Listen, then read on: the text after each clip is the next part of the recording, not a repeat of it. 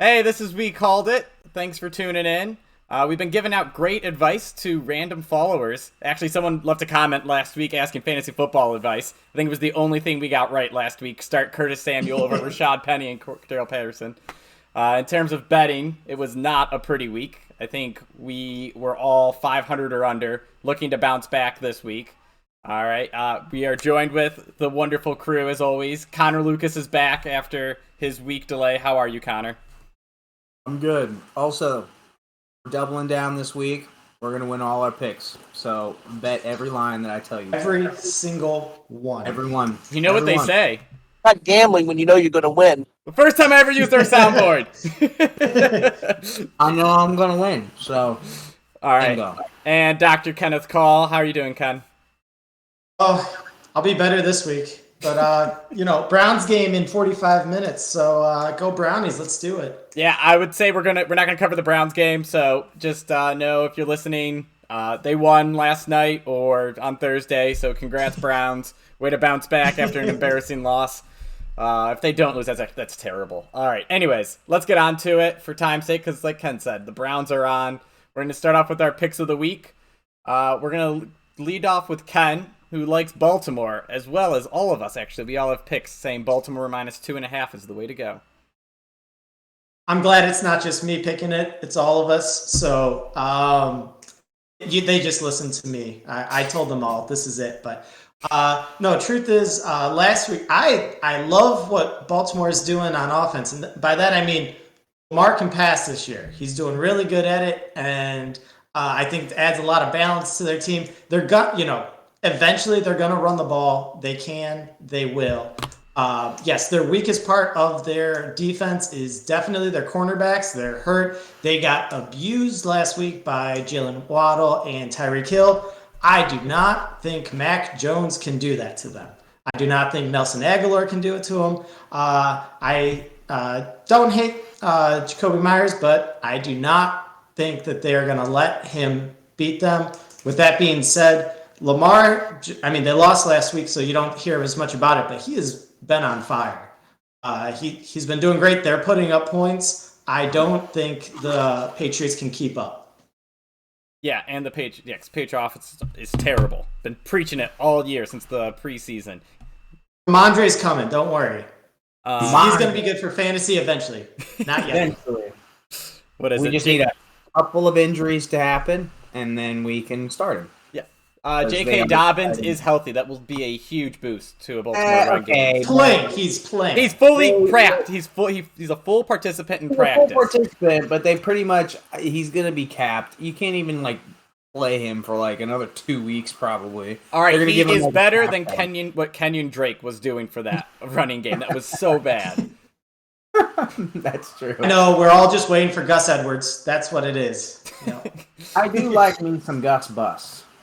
I love me some Dobbins and Gus Bus. But they need to get on the field to save this offense. Well, not save this offense, but, give this offense the ability to grind out a game. All right. Connor, you had 2 picks. I'll let you decide which one is your pick of the week. Go ahead. Both of them are total... you know what? Let's just start with our favorite team that is going to win the Super Bowl. That is the Detroit Lions. Yes. I don't even think they've ever won a Super Bowl, but they are scoring points. They have a top 3 offense in the NFL right now. Can you believe it? I cannot. And that is without Jameson Williams. I personally, this could be now the caveat is Kirk Cousins playing at home, not in prime time in the afternoon, because after 6 o'clock it's his bedtime and then he just doesn't know what he's doing. So that could be the only reason this is screwed up, but 6 is a lot of points. They're getting most of that because they beat Green Bay in week 1 and beat them pretty well, beat them pretty handily. But as we all know, Green Bay doesn't show up week 1. They got blown out last year against New Orleans and Jameis Winston. And then they got blown out by Kirk Cousins in an afternoon game. So, both of those have caveats on them. And then all of a sudden Green Bay showed up last week. But again, showed up against the Bears, so I wouldn't even consider that.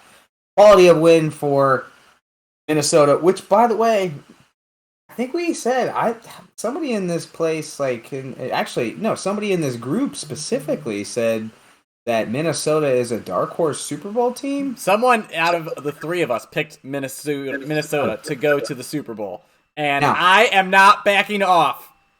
To be fair, I still like Minnesota. I do. I really do. But I like Detroit more. So never did I ever think that I would be saying that. But their offense is good. Their defense is okay. They give up a lot of points. So I think this could be a shootout, which I'm okay with.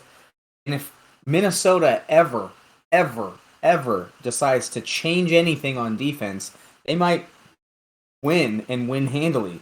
But as you saw last week on Monday Night Football, they literally stayed in a too-high shell. Troy Aikman called it out and said, all right, they're in a too-high shell. They've been in that the majority of the game.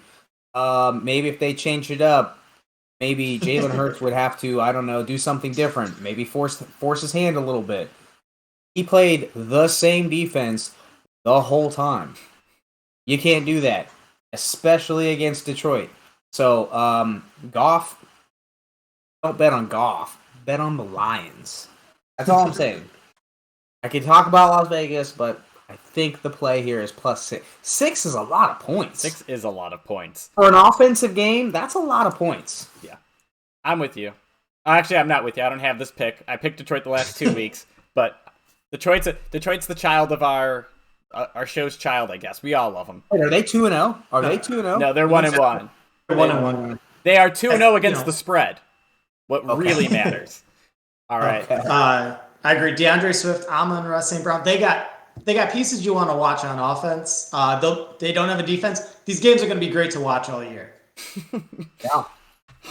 All right. My pick of the week is definitely Cincinnati -5 versus the Jets. The Jets were down 13 with a minute and a half left last week. This is a Browns play. This is a Browns tweet. No. Just listen. They were down 13. The Jets aren't good, and then the Browns crapped themselves over and over and over again. My point is, the Jets are who they were for the first, I don't even know, what is it, 59 or 58 and a half minutes of the game? And the Bengals they have a new offensive line where they upgraded from terrible to average, and they've gone against the top 2 pass rushers in the league each of the last 2 weeks. Micah Parsons has been freaking amazing. Doesn't matter who's blocking him, he just runs right past him. And then TJ Watt in week 1 completely wrecked everything that Joe Burrow was doing. The Jets can't do that. They don't have as good of a pass rush. I think they bounce back. I think they are aggressive on offense.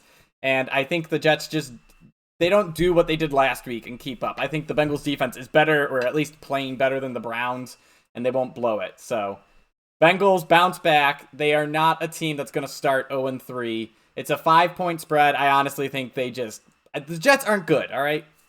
They're going to lose. They're going to get smacked in their face.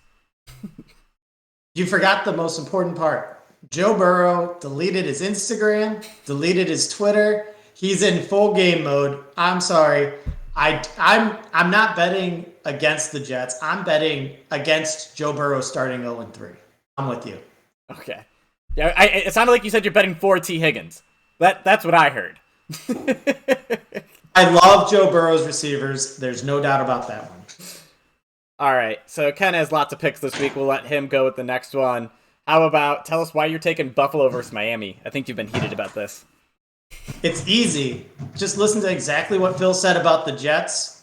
It's the exact same thing for Miami, except for 3 quarters, not 58 minutes. I think that the real Dolphins showed up and were losing 35-14. They hit some big plays to Tyreek Hill deep. I don't think that that's going to happen again. With that being said, I'm also just super impressed with the Bills. Yes, offensively, but really it's their defense. Their defense has they completely shut down the Rams. I don't even know what you want to call that game on Monday night, but the Titans, that they just put them in their place. I think that they do the same thing with Tua. I think you can only do the short passing game for so long. I don't think they're going to hit those deep passes. I think that the Bills, They'll they'll win by a touchdown. They're gonna win by more than a touchdown. I feel like the Bills can't win by less than 10 points. If they're gonna win, they're just gonna completely gobstomp whoever they're playing against. They lost 9-6 last year versus the Jaguars. I said they can't win by less. If they lose, it can be humiliating. Urban Meyer's Jaguars, to be specific. Well, that's because they had a Josh Allen on their team too. Yeah, Josh Allen stole all the Josh Allen talent. There. Two negatives. Two positives equal a negative. Yeah, I think actually Jaguars pass rusher Josh Allen had like 3 sacks, an interception, and a forced fumble/fumble recovery in that game. So complete. But no, the Bills are going to have a game where they just look like 2017 Browns, but it's not going to be this week. So I just want to let you know, Kevin Cole on Twitter he works for PFF. He tweeted like your actual point differential versus expected based on random luck and stuff. And the Bills are by far the best team in the NFL according to the expected point differential, but they've actually played worse than what the prediction was. So they are underachieving at beating teams out by 20 points a game. So absolutely solid pick. All right. We'll go on to Connor's next pick then. You can do whatever. Vegas, dude, baby. Listen. All right, so this is going to be Vegas. I think McDaniels is going to say, "Hey, we're out of our division. We aren't playing. We didn't have something stupid, crazy, dumb happen last week, which I don't think is going to happen again." And that was let Kyler Toddler Murray run around and just spin in circles, and then all of a sudden, 5-6 minutes left in the game, and they're back in. And by the way, they should have won that game. Renfro got knocked out. He's still out, by the way. Twice. Yeah, exactly. Got knocked out twice. And so, otherwise they still actually win and cover that game. They shouldn't have been even allowing them to go to overtime. But even then, they had the offense and they were moving. So, kind of a fluky thing there. And then, who'd they beat? They beat the Chargers in week 1. Or they lost to the Chargers. They lost to the Chargers in week 1. So, I think they've gotten themselves handed to them twice. They should be 1-1, in my opinion. And, man, this is an indictment against the Tennessee Titans. I mean, the Bills are really good. But I still think that you go out and you open up with competition like that, and then they had 2 close games, competitive games. Tennessee gets blown out by the Bills. So much so that they took out Crappy Tanny, who I'm not a fan of at all, and they wanted to see what Malik would do. And I think that in itself is demoralizing to a team. I think that's why you won't see Tomlin do it tonight. No matter what happens, Tomlin wants to sit and say, I just want to know without a doubt that Trubisky sucks before I put in Pickett. Because I can't go back and forth. Happened with Tua. Tua went in and out and in and out and in and out, and he was basically fragile until McDaniels got there. I don't think that they want to do that with Pickett just yet. You took out Malik as a person that's on that team. That is just incredibly demoralizing. That you're getting smacked so bad with your starter, who's supposed to be good, which he never was. But you're a playoff team last year. King Henry's back.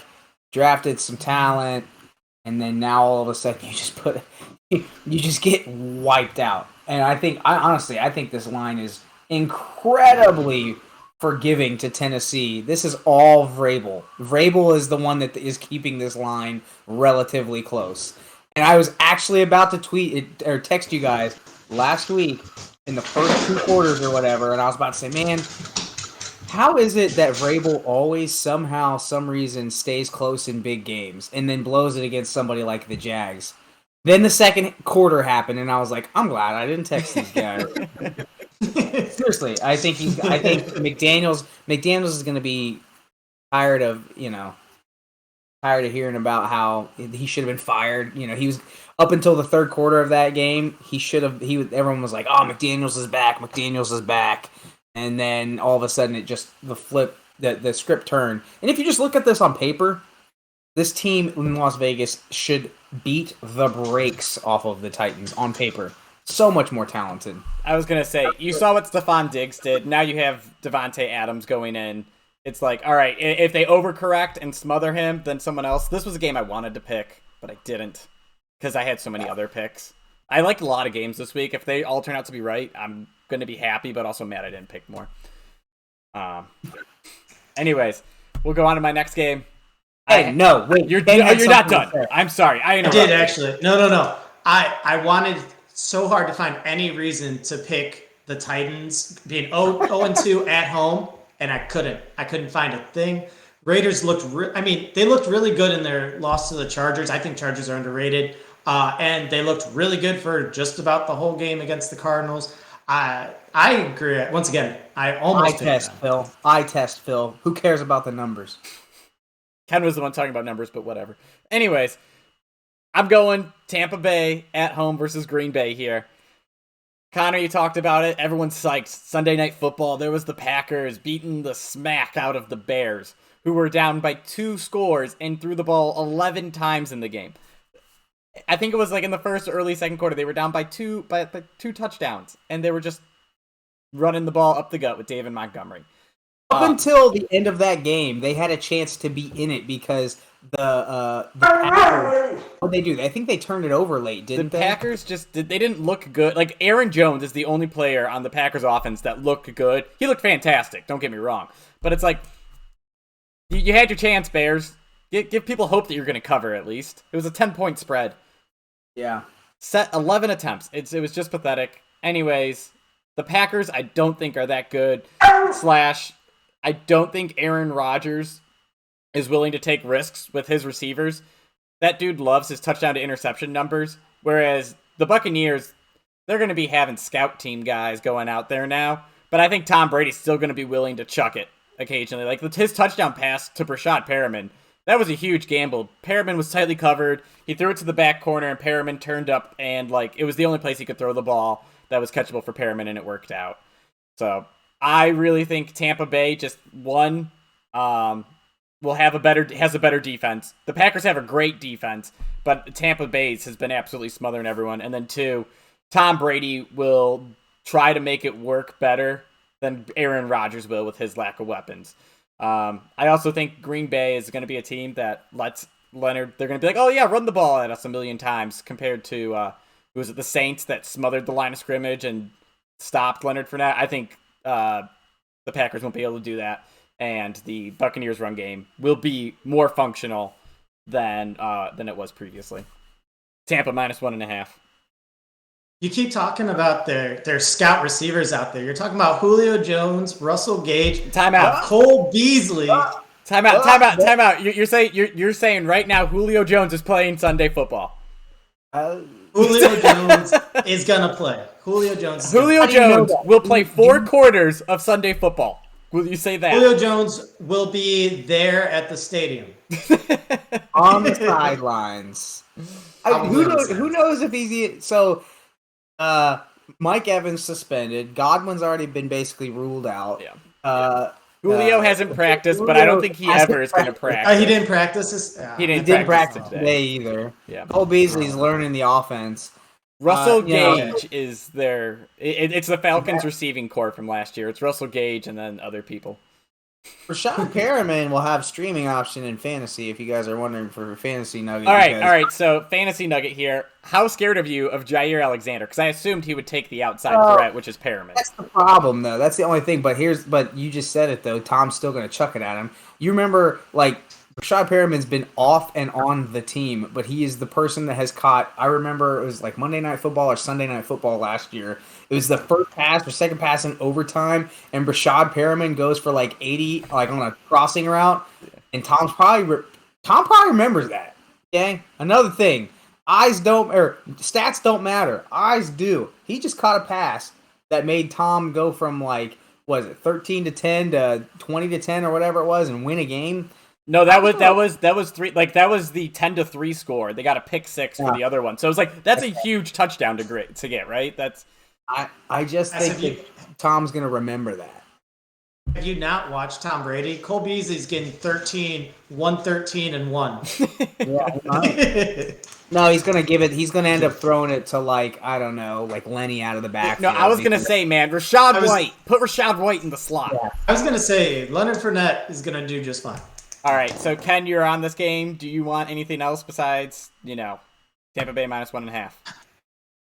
I just don't. I don't trust the Packers yet. I mean, they beat the Bears.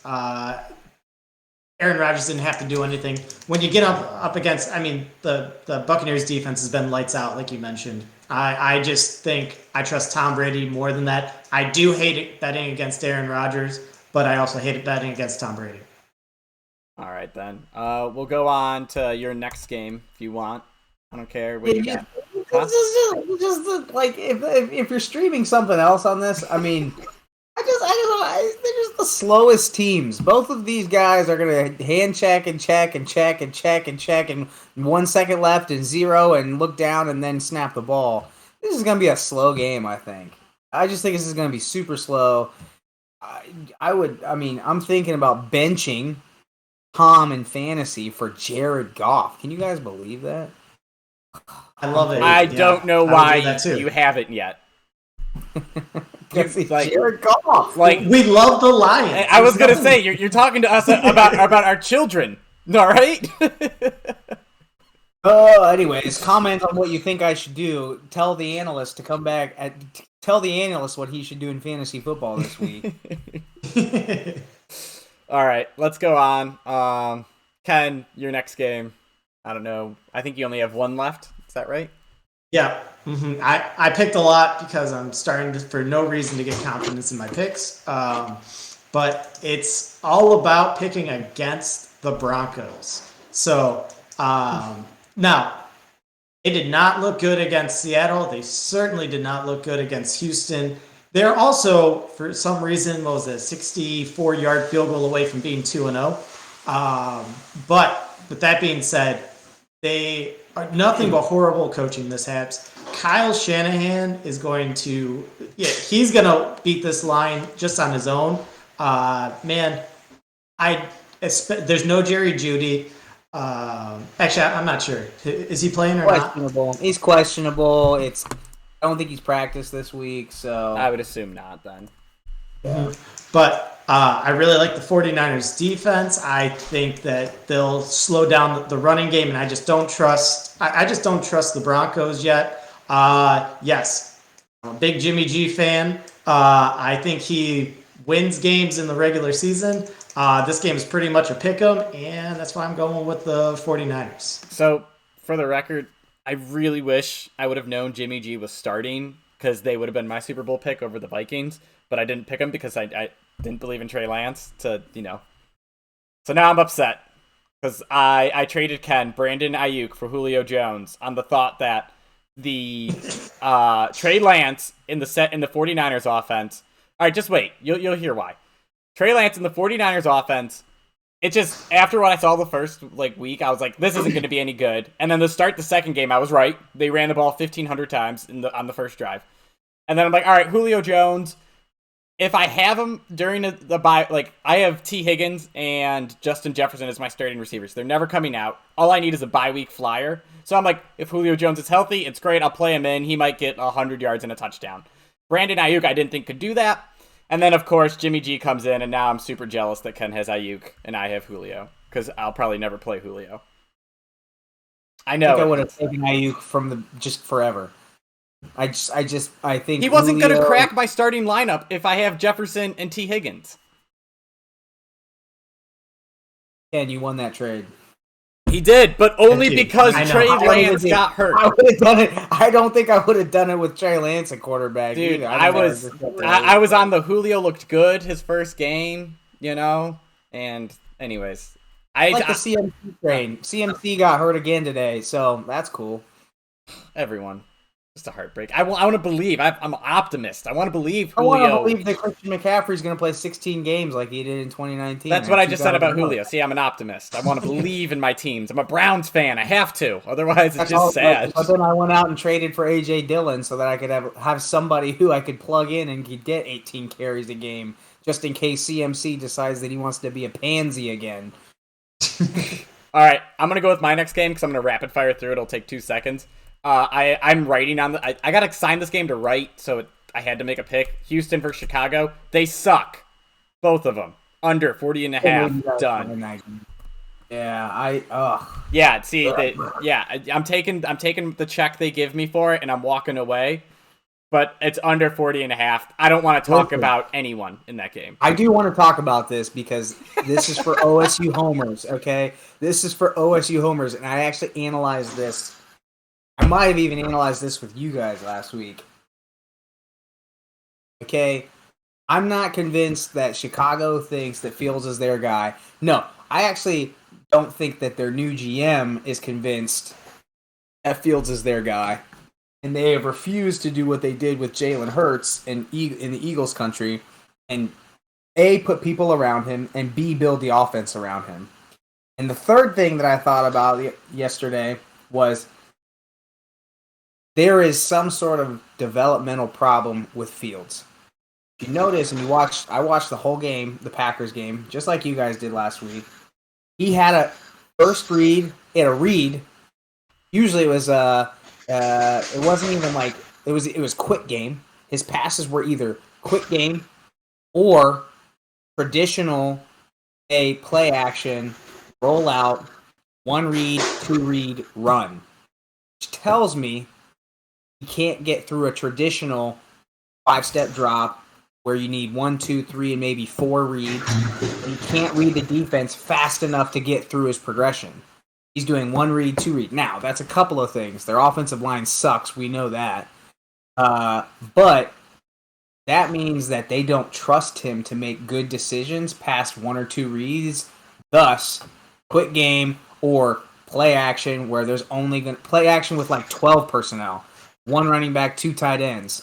Or 11 personnel. 1 running back, 1 tight end. So they are trying to simplify this thing as much as possible. And I think that he has some development problems, which is not good. So what do? You should do what the Eagles do. Make it run a lot. You got a good running back. You've got a really athletic quarterback. And then make it to where, okay, run to open up the pass. And look at the Eagles this year. They did that, and now Hurts got another year to develop as a passer. They need Fields to do that. I don't know if they're going to do it. So one interesting stat that I did find for this, Justin Fields leads the league in turnover-worthy throws, or percentage of, and it was like 9.6%. And the next highest was, I think it was Derek Carr, but it was like 6.8. Like, it's not even close. And it kind of goes into the whole, like, it's not them not passing. It's them trying to hide the fact that Justin Fields can't pass. Don't like it. I also want to say he has the worst receiving core in football, and like a bottom 5 offensive line. So when he's throwing it, the person is tightly covered, and he's under pressure. Like in our group chat, just real quick, Phil said, Justin Fields this year is better than Andy Dalton last year for the Bears, and that is false. I highly disagree. They win more games. They only beat San Fran because of his 80-yard across the field. Okay, we've been talking about this too long. Let's move on. Yeah, all right. Hey, Ken, last week they were undefeated at this time. Just remember that. That's true. Oh, man. All right, so let's go on to your next pick, Connor. We went on way too long. I thought we could do that in like 10 seconds. You got to remember, you have an OSU diehard right here, so I'm going to pay attention to OSU players in the NFL. It's like I hyped Justin Fields as my son coming into the league. Especially, listen, I'm super subjective when it comes to OSU players in the NFL too. Mm-hmm. I think we have a problem. I think he has a problem, and the only way he's going to get it fixed is he's got to get somebody that will coach it out of him. a la Doug Peterson, Trevor Lawrence, you saw big steps ahead. Mac Jones has taken a step back, so we won't count him. Well, he lost Josh McDaniels. He was coached up last year. This year, he's not getting coached. They don't have OC. Trey Lance was going to get that from Shanahan, I think, this year. But, again, you got to have these people be zoned in and make you want to have success. I don't think the Bears. Connor, we're going to pause quarterback conversation. We'll kick Ken off in a little when he runs to the Browns game, and we'll talk about this more. Because I'm excited. I have points I want to bring up. The Giants suck. The Giants are the worst 2-0 team. Who have they beat? Carolina? And who did they beat before that? I don't even remember. Who was it? Tennessee. It's Tennessee. I don't want to talk about it. We've already destroyed Tennessee. And that was an amazing comeback. And by the way, Saquon had one of the best 2-yard carries I've ever seen to get the 2-point conversion. He broke like 10 tackles. Yeah. So and then Dallas. I do love Saquon, man. Dallas might get Gallup back this week. Okay, that's a plus. Gallup comes back. CD gets some of the tension taken off him. Which, by the way, I want you guys to know this. I want you to go back and listen to the tape. Remember I said this? And I said, I'm not sure CD Lamb is the guy. How's he doing so far this year? I said I agree. We both talked smack. I think he had like 7 catches for 75 yards with Cooper Rush or something like that. Yeah, okay, cool. But is he catching touchdowns, and are they blowing out teams? No, they're not. Cooper Rush, Oh, by the way, side note, Cooper Rush just beat the Bengals, guys. Your guys' team. Don't hate him so much. Noah Brown looks better than listen, what's his face? All I'm saying, I'm talking about Cooper Rush right here. All of these points. Dallas is getting 2 points. All of these things, right? We're talking about Dallas is getting 2 points. I will definitely take Dallas all day long versus Daniel Jones and Kenny Galladay, who played 2 plays last week. Kenny Galladay got benched. I love it. What's his face? By the way, Brian Dable, phenomenal coach. I am very, very high on the Giants' future. He goes up to Kenny Galladay. He's like, yeah, dude, you're out. For, I can't remember who, but it's like a practice squad player I'd never heard of. Then Galladay goes and cries to the media. He's like, no, I should be playing more. It's like, oh, I love Brian Dable. David Sills, he was a West Virginia, I think he was converted quarterback and went to play West Virginia as a wide receiver. But all I'm saying is all of those reasons. By the way, Jerry Jones came out and said he's open to having a QB competition with Dak. I'm dead serious. It was on his show that he does on Sirius XM or something like that. What's Dak gonna make between last year and this year? Like $80 to $100 million. I don't know the exact guarantees and how that all works out. Yeah. And now that's how Dak started, man. Romo got hurt. That's how it starts. Oh, dude, if Romo played that year when they were 13-3, they're a Super Bowl team. Make sure you put that in the YouTube, like when you search us this week. Dak Prescott benched? Question mark. Make sure. What else? Lamar Jackson to the Giants? Question mark. Yeah, exactly. Lamar to the Giants. Man. All right. My other pick. I think that Dallas defense is underrated. Okay, keep going. I was gonna say Michael Parsons. He might be the best defensive player in the NFL this year. He looks so good. Right after Myles Garrett. Totally agree. But anyways, I got Rams -3.5 in Arizona. We covered it. Arizona should have lost and not covered. And the big difference between what the Raiders did and what the Rams will do is Aaron Donald will be blowing up the pocket right in the middle. So Kyler Murray can't run circles for half an hour and then, walk into the end zone. They don't have any good receivers at all. Like Hollywood Brown's Greg Dortch. I got him on my waivers. He's great. He's got 15 points. He plays good fantasy football. Yep. Greg Dortch. Have you heard about Greg Dortch? That guy's looked pretty good so far. Anyways, they're awful. Is James Conner out? We should probably know these things before. Questionable. He's questionable. So he hasn't played yet. He didn't play. He didn't practice yesterday. Didn't practice today. That's actually he had an ankle sprain, and so even if he does play, I think him, Darrell Williams, and Benjamin at least will be splitting. 3 ways. Anyways, they don't have anything. I've been utterly unimpressed with them. Like the only reason they won last week is because Kyler Murray just refused to lose that game, and then they had the strip at the end for the strip return. So I am very low on Arizona. I just don't think they have the magic that they had the last 2 seasons when they entered the year. Sorry about all your Kyler Murray card, Ken. You know, you're just losing tons and tons of invested value now. There goes your retirement. Pretty much. But also very high on the Rams. Stafford has just been throwing it to the other team. He has like 6 picks already this year. At some point, that's just not going to happen every game. That's not new though. He did that last year. He was tied for the league lead in interceptions. He was tied at 18. He's at 6 in 2 games. Hey, one of those was against the Bills. Okay. My point is, if he only throws 1 interception this game, it's a huge upgrade. So I think he can do that. And also, I don't think the Cardinals can stop. Like, they'll actually be able to run the ball. So that was what I was going to say. Run the ball a little bit. And I knew you were going to say Cam Akers. I just knew it. Look, he's alive, guys. He wasn't alive. What did he have? 15 carries for 45 yards? But still. Okay. At one point, he had like 8 carries for like 40 yards. So he just can't run out the clock. Remember, Darrell Henderson still had a 60-40 split and got all the red zone carries. So, fantasy nugget. All right. Progressive increase. I'm happy. All right. Compared to 3 carries. Ken, it's 8:05. I'll let you have a graceful exit now if you want. Do you have any last words? I don't think you have any other picks. So. I didn't pick any over-unders because they're all dropping a ton. I mean, there's like 3 or 4 40-point ones, and one the 39.5 for the Dallas New York Giants really almost took that, but it was in the 30s, so I didn't. Only worst game to watch will be Pittsburgh versus Cleveland at 38.5. Go Browns. All right, guys, go Browns. See ya. Ooh. All right, Connor. It looks like you have 1 pick remaining. You want to talk about it? Yeah, it's very simple. The Seahawks scored 17 against the Broncos, and they scored 7 versus the 49ers. And the who are they playing? The Falcons scored offensively last week.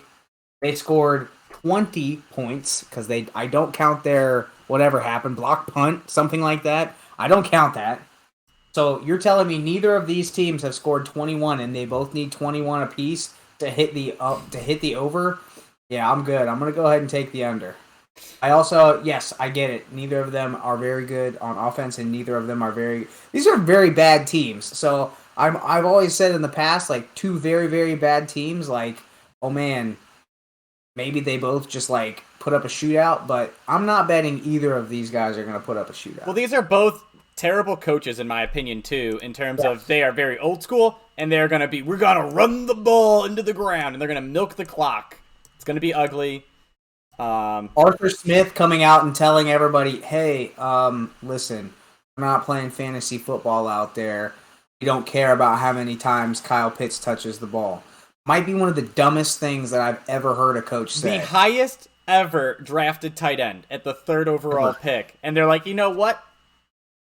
We're good. 3 targets. Historically, by tight end standards, by far and away, the best rookie season any tight end has ever had. 1,000 yards as a rookie, which nobody, I don't even think Gonzalez or Sharp or any of those guys. Gronk didn't do it. Gronk didn't do it. Hernandez didn't do it. I mean, he's in jail, or he's yeah. Rest in peace, Mr. Hernandez. But I'm just saying, the idea that people are like, hey, everyone knows how talented this guy is, and what do people do for Cooper Kupps? What do people do for Justin Jefferson? What do people do for Christian McCaffrey? They manufacture touches for them. They figure out ways to put them in the backfield, get them out, put them in the backfield and swing them out. Put them in the backfield and run a zero route or a curl route or an arrow route. Get him on a linebacker. He has faced more coverage from a corner this year by far than any other tight end. He gets matched up on corners all the time.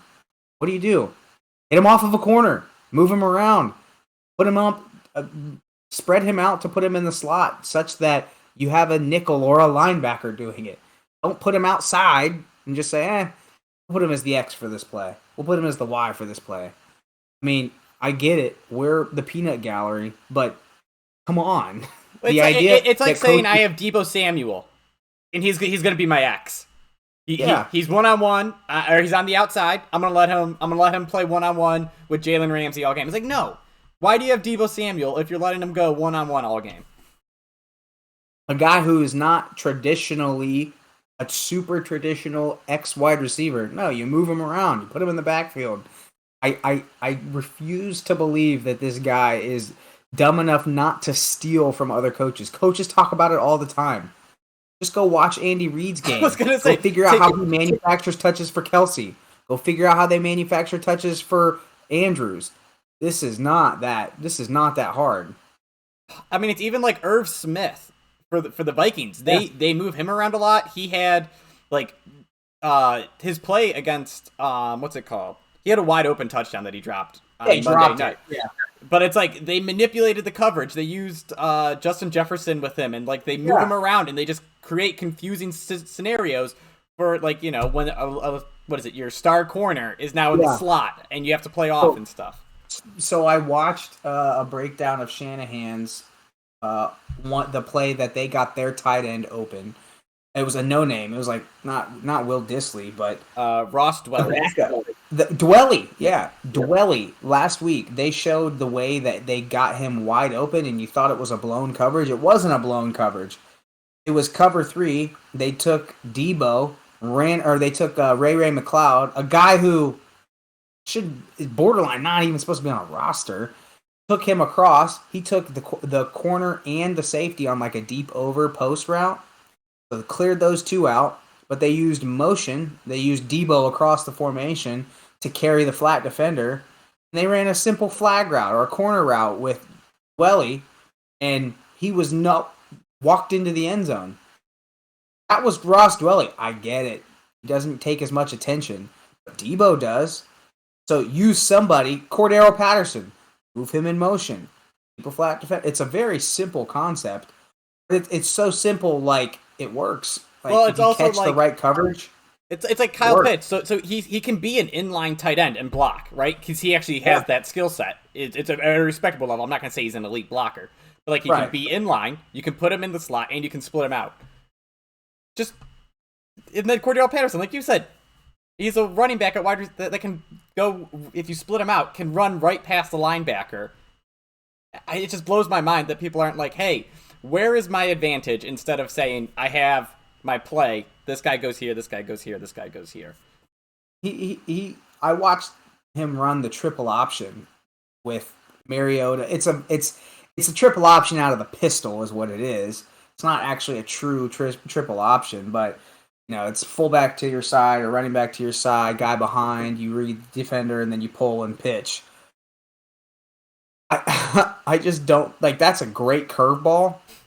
You're doing it more than 5 times a game. I think you got a problem. I just think you got a problem with the guys that you have. So yeah, I think Arthur Smith is kind of like he's a kid who played Madden, and I'm not saying he is, but like whenever you play a kid in Madden, they figure out one play, and they always go back to it. It's like, this play works, and I'm gonna run that again. And it's like, it worked one time. I've watched 2 full games of his now, and I'm sorry. I just last year and this year, and I just have not been impressed at all with the play calling, like at all. And that was last year with Matt Ryan, and this year with Mariota. And I'm just trying to figure out what his identity is on offense, because he's got it. He actually, okay, I'll give him credit. He unlocked Cordero Patterson. Good job. Great job. You found that one. You want Cordero Patterson to be Derrick Henry, and then you want Mariota to be Tannehill in Tannehill's prime. And I just don't think you have that. You're trying to run similar concepts, be a downhill football team, be a run-first football team.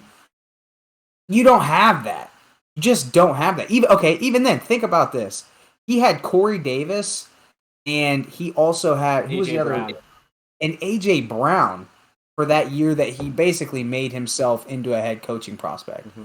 You use both of them. You've got Cordero Patterson, who you can move around and flex around however you like, and you've got Kyle Pitts. You cannot tell me that one of those guys cannot be used like Brown, specifically Brown even. You cannot tell me that. So all this, and then I'm just going to compliment Brian Dable again, because in he was in Buffalo with Josh Allen, and it was run first, Josh Allen. Josh Allen's a part-time running back because he can't throw. We don't trust him yet. Then he evolved his offense to be kind of Josh Allen, take some deep shots here and there. You're hitting him more, but still use your running legs. And then last year, it was this elite monster offense that was gunslinging everywhere. Right back to New York, and he goes, we can't throw. We have good receivers, but they don't show up and they don't play. So you know what? Saquon, and I'm going to find a way to milk clock and play smart. And it's like, I just don't get why so many coaches and coordinators get stuck in this is how we play football. And it's not, we don't take advantage of our players. All that to come one farther step back to Justin Fields. And it's like, he's an athlete. You're not using him as an athlete. And we were you were saying they're kind of protecting themselves, or wait. They can't do more. But yeah, you saw Kyle Shanahan. Kyle Shanahan chose to do that with Trey Lance. He wasn't going to throw. They were going to run him. It's like, why don't you just do something to get this guy comfortable and confident instead of being like 10 passes a game, we're just going to lose. It doesn't make sense to me unless your end game is we're going to go draft a new guy and ship this one off because it's broken. Yeah, I don't like what they're doing with Fields at all. At all. I really think he has the ability to be a Hurts-esque person, and they're not allowing him to. I don't think he's not talented. And to your point, they do 1-2 and take off. And it's like, okay, if you're going to do that, do it wisely. And it seems to me like they're trying to do that in like a traditional offense, where if he's taking off, it's because he's doing something crazy and busting out of the pocket instead of moving the pocket. Which is... and if you watch his 3-step drop if you watch the plays that they have him in obvious passing situations, they do 3-step drop, quick game. Sometimes it's not even 3-step drop. It's turn, fire, find a window. Well, if you just watch exactly what the Packers did, they just sat. Mm-hmm. He had a really ugly, I think, interception late in that game. They said, you're not threatened deep. We're not even going to press you guys. We're just going to sit at 5 and 6 and 7 yards. We're going to play almost like a fence coverage. And we're not going to, we're creeping our safeties down. And we know that you're not going to take the risk of going downfield. Okay, we're just going to sit on every slant, every hitch, every out, everything. Why would we do that if you have no concept, no combination routes, no motions? They don't motion very much either. That's a big thing that if you notice that McVay does. McVay motions probably more than just about anybody in the NFL. That is the way you do those kind of things. That is how you help out your quarterback. Well, it's also if you have an athletic quarterback, the last thing you want is the defense at the line of scrimmage, right? Or sitting in a zone. You want to be stretching them to open the field and running lanes. If they're sitting at 5-10 yards out, if he takes off, they're right there.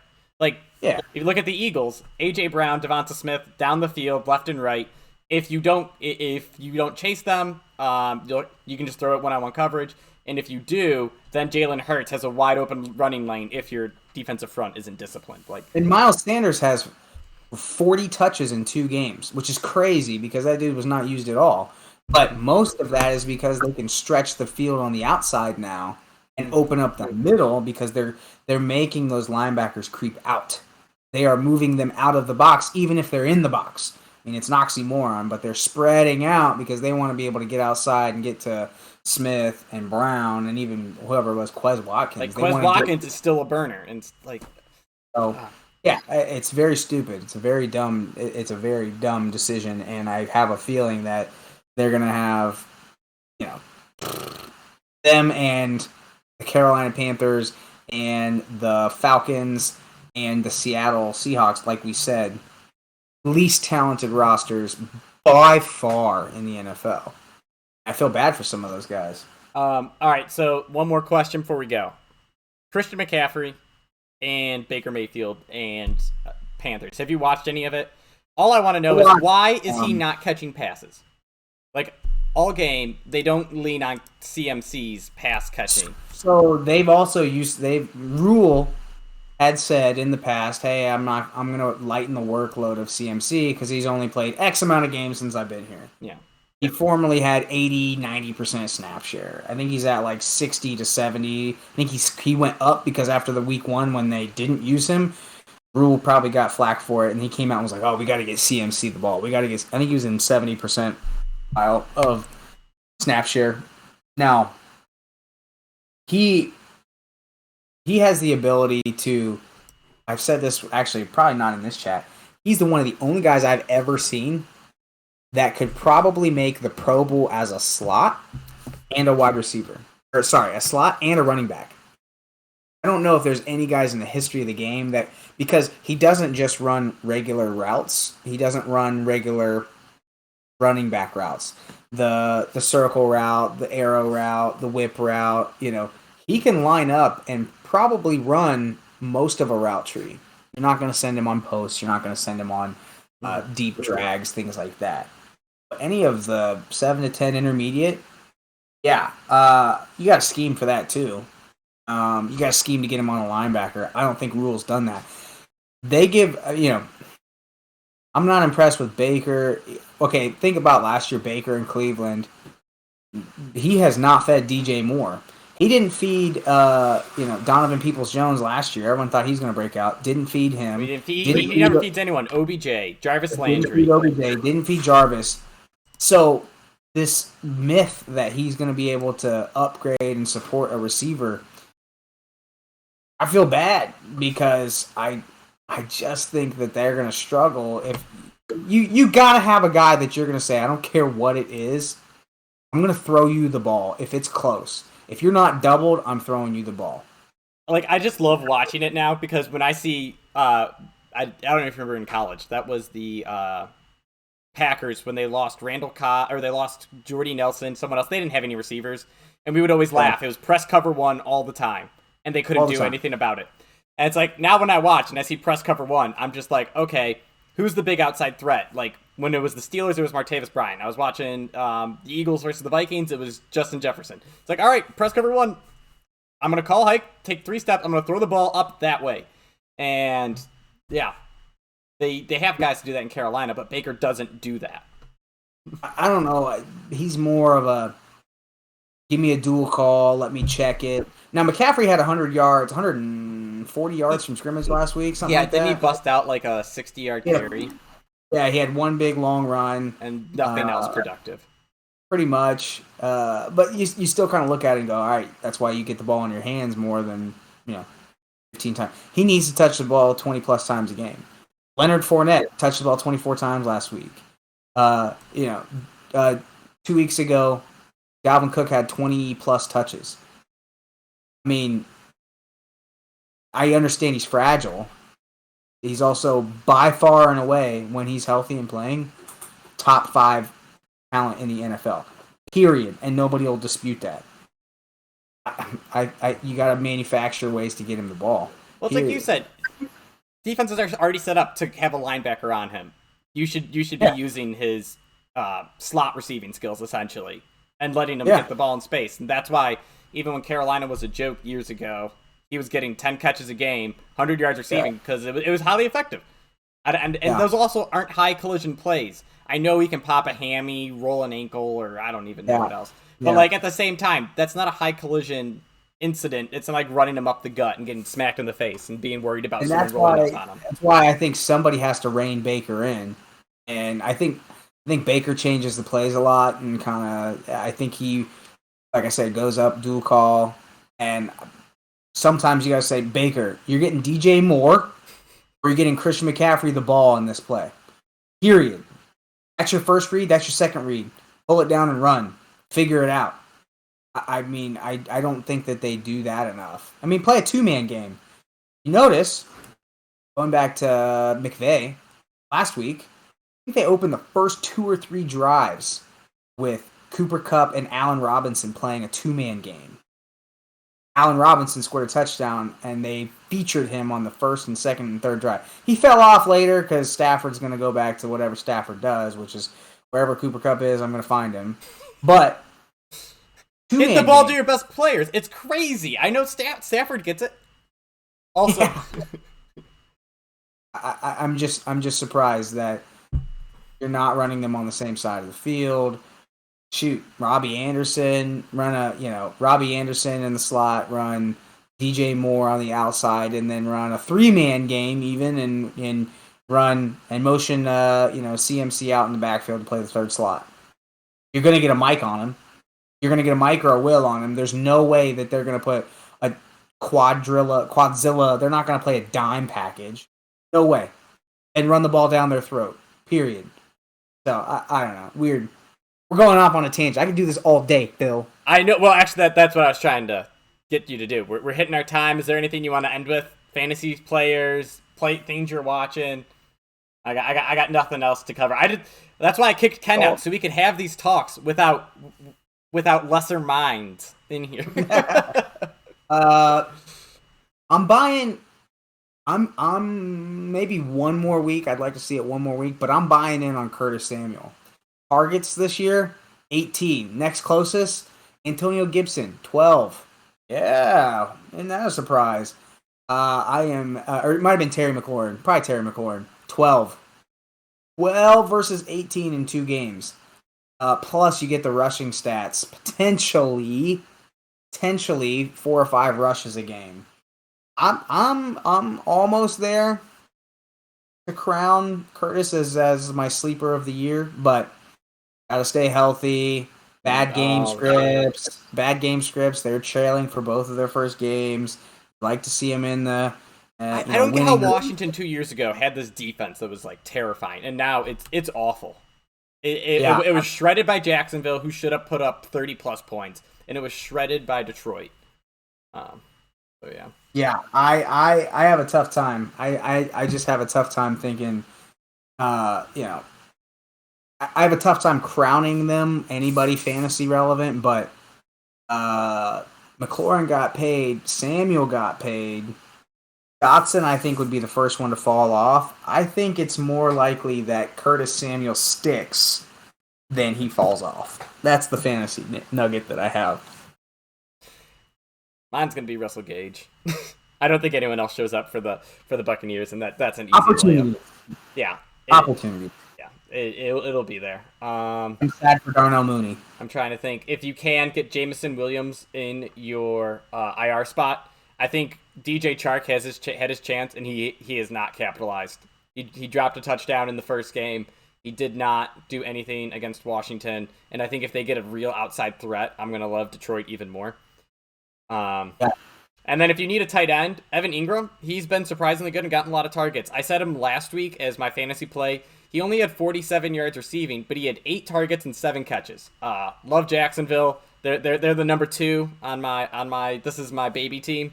And I love them. Top 6, I want to say. What? Top 6 tight end so far this year in fantasy. I have no idea if he's up that high. I know he doesn't have a touchdown.